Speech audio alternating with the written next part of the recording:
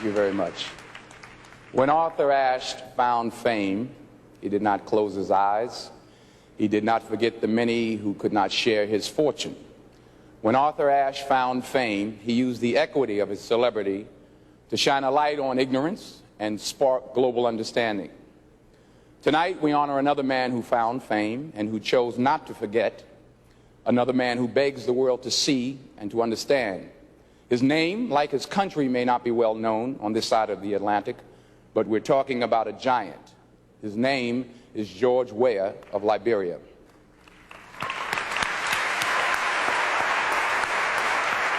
George Weah is one of the greatest soccer players of our time, from a nation where chaos has been the rule and where children are born killers. Spit upon, his house burned, risking death over and over again, George Weah has nonetheless gone home again and again and again. His relentless message of hope defies reason in an age of mindless terror and bottomless hatred. But this is a man born to be a striker, born to finish what he starts. George Weah refuses to close his eyes, and George Weah will never, ever let us forget how much work there is left to do.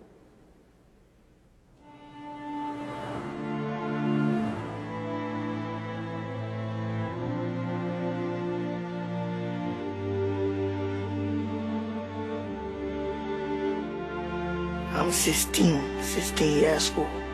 I was born 1988, October 22nd. I was a leader. I was major. I used to lead 31 men every day to the front. Yeah, I'm tired of fighting now because there's no answer to war.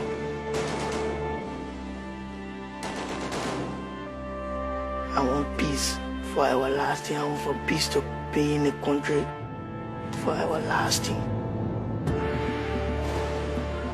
It began in 1980 with an assassination and violent coup d'etat. The government, in place for 133 years, was overthrown. And for over 2 decades thereafter, Liberia was overcome by civil war. Millions were displaced. The landscape was ravaged by poverty and disease. Hundreds of thousands were killed, including nearly an entire generation of children who had been drugged, beaten, and brainwashed to serve in the murderous campaigns of warlords. The children here in Liberia have suffered enormously. Many of the kids, they've never done anything except hold an AK-47 and take lives. We think maybe even up to 15,000 children have been involved in this war. They don't know where their mothers and fathers are, don't know where their brothers and sisters are.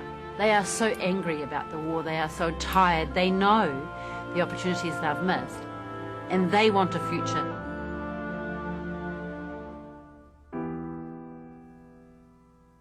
There was a light in Liberia that shined before and through the darkness. A game that offered a way to forget the war, and for one man, a way to rise above it altogether. George Weah grew up here, abandoned by his parents.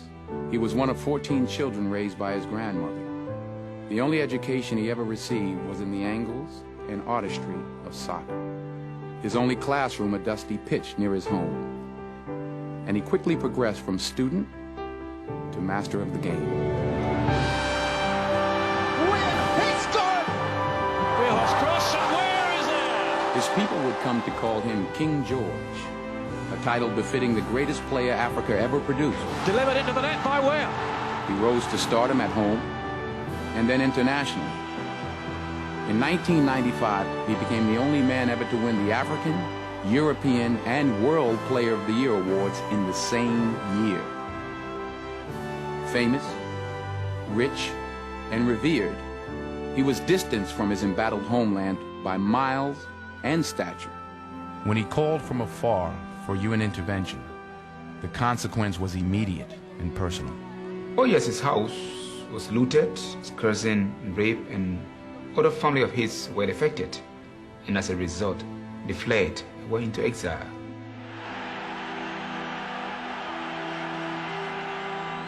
Liberia has been such chaos and confusion, and it has affected George. The scars are pretty deep.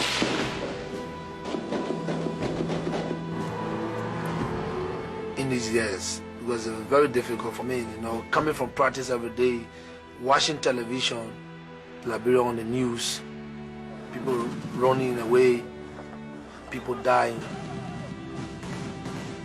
So all I said to myself was, look, what can I do to better the situation in my country? I felt that Liberia is my country, that's my country, I must come back.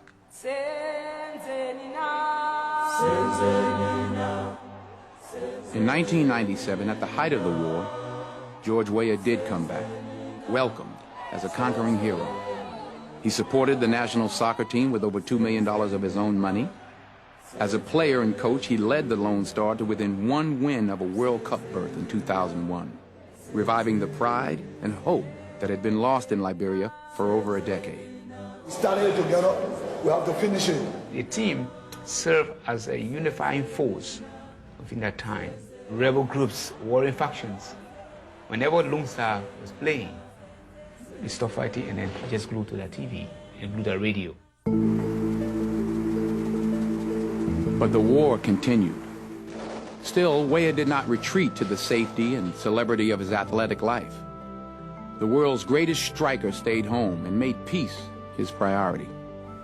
George Weah kept sport prevailing, no matter what was happening in Liberia. And he knows that he has a chance, with his international stardom, to actually keep the focus here for us a bit longer. In December of 2003, a truce was declared, and Weah's efforts in Liberia have extended to saving lives. So you guys can have a building for the children to go to school. He now continues his struggle to restore the country, one child at a time. Being with them, live with them, eat with them, play with them, I will know exactly what is going on. This is reality. I can run from reality. Every Liberian loves sports, so I know sports can play a vital role in the country, in our peace process, and sports can help the discipline the kids to unify them. Judge, you go. Through soccer, there's reconciliation, that you can work out aggression, you can work out competition, but you do it within a legitimized structure, that it's talent that ultimately makes the decision here. And that's why George Weah is a symbol, that you can do it, that there is hope. Peace to Liberia! Peace to Liberia! Free education! Free education! Disarm! Disarm! I want to say thanks to you all, God bless you, and I'll always come back.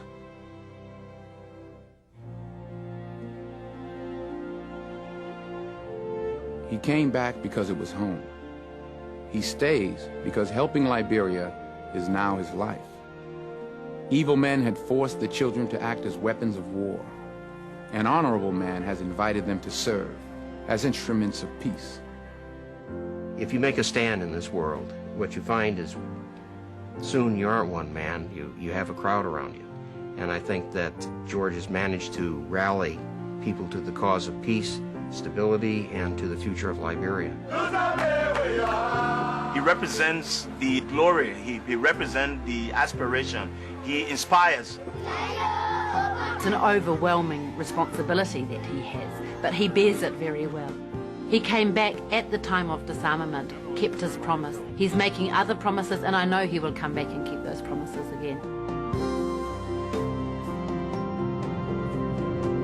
The international community is here to help us. But what can we do for ourselves? What will we do to protect our nation? What will we do to educate our kids? What can we do to bring about peace within ourselves? That's the question. This is my soul. This is my blood. It's part of me. I can never give up on Liberia. I can believe George because he's a man. A man do by a word. Yeah. Free education. Free education. Disarm. Disarm. Peace to Liberia. Peace to Liberia. Peace to Liberia. Peace to Liberia.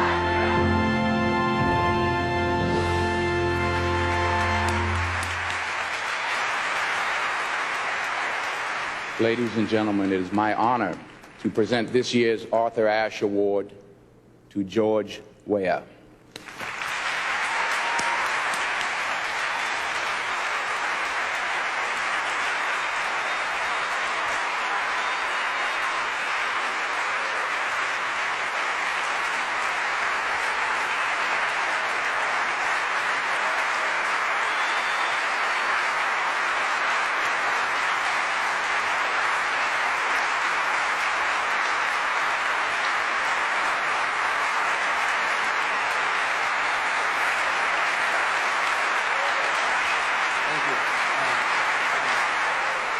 I'm honored and grateful for this award.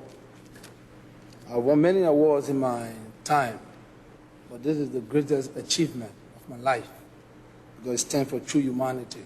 Standing beside me is Hilson Hugo and Princess Soiree. These beautiful people never met eyes to eye. They always fought against each other.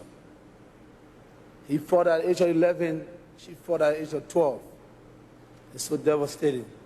The kids are here today to say to you people they are innocent and are very sorry for the horrifying images they saw during our Liberia civil crisis.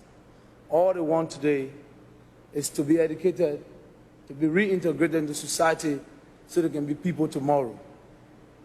Ladies and gentlemen, let us find in our God-loving hearts to help the kids of the world, to help the kids of Liberia. And finally, I want to say to all the award recipients, congratulations, God bless you all. I love Liberia and Liberia forever. Thank you.